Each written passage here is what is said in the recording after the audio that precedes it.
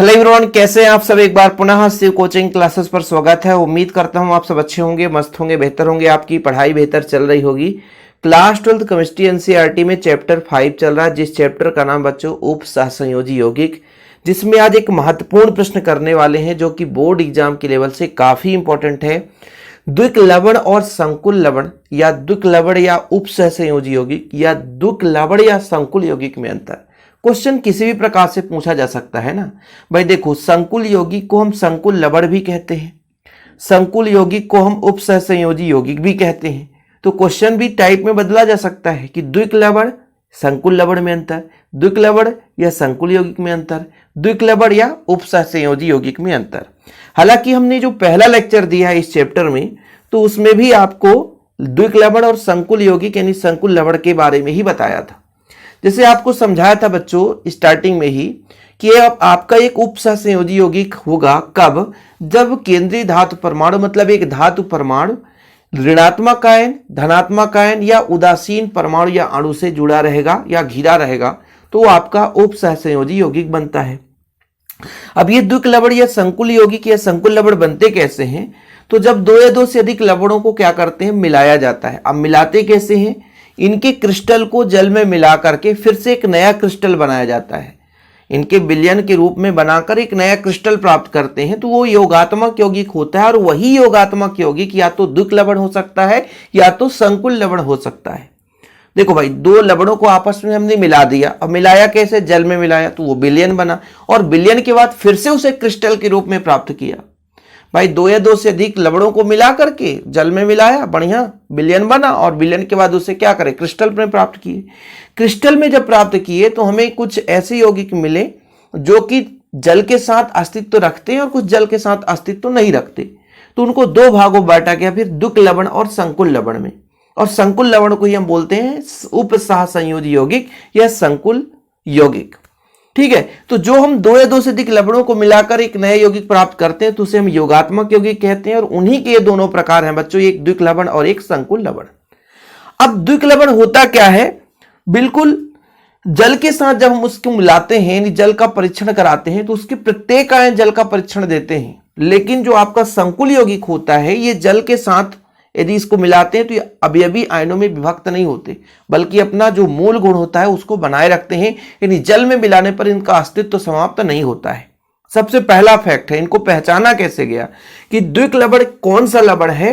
कि एक ऐसा यौगिक जिसे जल में मिलाने पर अपना अस्तित्व खो देता है, वो अवयवी आयनों में टूट जाता है, वो आपका द्विक लवण कहलाता है। जालक यौगिक कहते हैं उसे।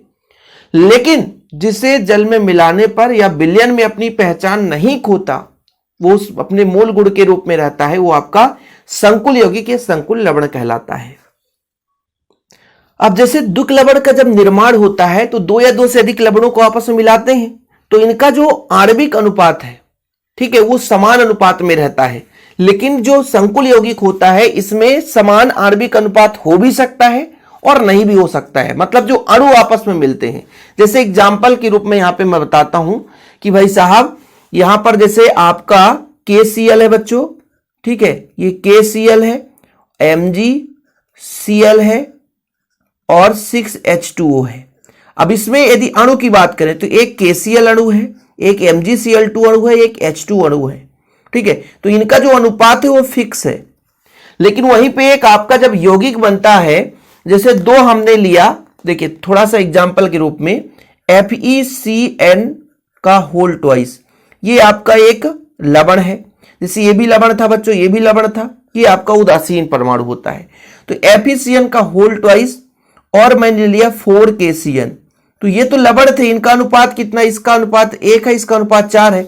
लेकिन जब ये बनाएगा संकुल यौगिक तो इसका बन जाएगा K4FeCN का होल 6। तो अब बताओ जरा, क्या ये उसी अनुपात में अणु यहां पे है? नहीं, टूट करके नए यौगिक में कन्वर्ट हुए। तो जब हम द्विक लवण की बात करते हैं तो द्विक लवण में क्या होता है, जो यहां पे सरल अणु होते हैं बच्चों, इनका अनुपात फिक्स रहता है, यानी आणविक अनुपात में होते हैं।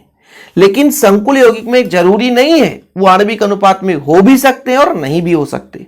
ठीक बच्चों, चलिए दूसरा चीज हमने कहा कि जो द्विक्लवड़ होते हैं ये जल में अपना अस्तित्व तो खो देते हैं, मतलब ये विलयन के रूप में नहीं होंगे, लेकिन जो आपके संकुल यौगिक हैं वो जल के साथ अपना अस्तित्व नहीं खोते, मतलब ये विलयन की अवस्था में भी रह सकते हैं।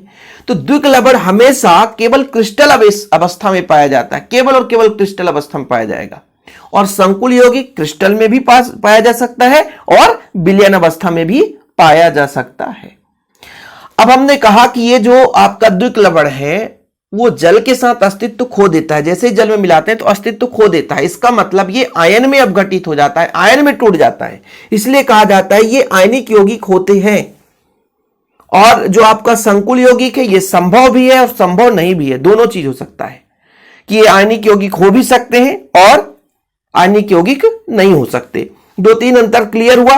ये जलीय विलयन में अपने आयनों में वियोजित हो जाते हैं, ये आयनों में वियोजित जो यदि संकुल यौगिक है विलयन में वियोजित होते हैं, जो एक जटिल आयन प्राप्त होता है और एक मूल आयन प्राप्त होता है, मतलब उतना ज्यादा प्रत्येक जो आयन है वो अलग नहीं होते, बल्कि एक जटिल आयन और एक छोटा सा मूल आयन बनता है।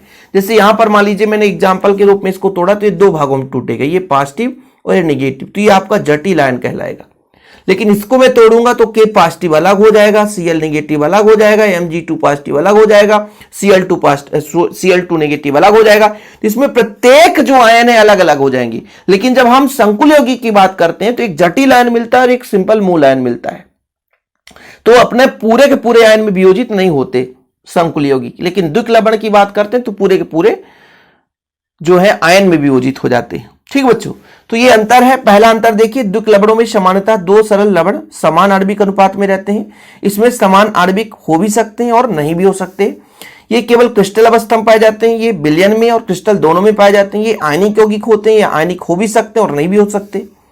जलीय विलयन में हमेशा मूल आयन में वियोजित हो ही जाना है इनको, जबकि ये संकुल यौगिक जो एक जटिल आयन देता है, यदि जलीय विलयन में वियोजित होता है तो वियोजित होते हैं तो जटिल आयन देंगे, और जरूरी नहीं कि वियोजित हो ही जाए।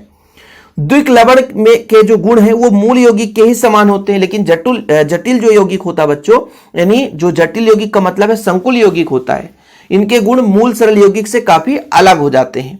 और फिर आपका द्विक्लवड़ में धातु आयन की समान संयोजकता होती है, जबकि संकुल में धातु आयन की समान संयोजकता के साथ साथ विशिष्ट समन्वयन संख्या भी होती है। कितने अंतर याद करने पड़ेंगे सर? मिनिमम 4 अंतर और एक एग्जाम्पल। एक एग्जाम्पल आपको याद करना ही करना है, ठीक है। जैसे मैंने कहा कि एक एग्जाम्पल आप याद कर लो कार्नेलाइट का। कार्नेलाइट का क्या होता है sir? KCl MgCl2 into 6H2, ये आपका कार्नेलाइट है। बाकी उपसंयोजी यौगिक के बारे में तो ढेर सारा डिटेल इस चैप्टर में पढ़ने वाले हो, तो वैसे भी याद हो जाएगा ढेर सारा। इसका IUPAC नामनक्लेचर करेंगे तो बहुत मजा आएगा, चिंता ना करो। जैसे इसका हम बोले तो आपका हो जाएगा पोटेशियम हेक्सासाइनोफेरेट, क्योंकि निगेटिव आयन होगा, ये पॉजिटिव होगा, तो फेरेट 8 जुड़ेगा। और फिर बच्चों 6 में 4 घटाएंगे तो सेकेंड आयन हो जाएगा, आयन नहीं होगा सेकेंड हो जाएगा, मतलब ये सेकेंड। इसका हम जब ऑक्सीकरण संख्या निकालते हैं एक प्रकार से, तो ये इसको हम रोमन संख्या में रिप्रेजेंट करेंगे, तो ये फिर अलग मैटर हो जाता है। एग्जाम्पल आप इसमें तैयार कर लें, बाकी इसका नामकरण एकदम डिटेल से समझाया जाएगा। चैनल में पहली बार है, चैनल को सब्सक्राइब जरूर कर लेना बच्चों। बाकी नोट्स आप वीडियो के माध्यम से भी बना सकते हो, और जिन बच्चों को नोट्स लेना है तो मात्र 100 रुपये चार्ज लगते हैं बच्चों, ज़्यादा चार्ज नहीं हम एफर्ट करते हैं आप लोगों के लिए। एकदम 100 रुपये में ऑल चैप्टर के नोट्स। जिसको कॉन्टैक्ट नंबर लिखना है तो लिख सकते हैं 96 85 29 91 49, 9685299149, ये मेरा पर्सनल नंबर है, इस पर आप कॉन्टैक्ट करके नोट्स ले सकते हैं। फिलहाल अभी के लिए इतना ही। जय हिंद, वंदे मातरम।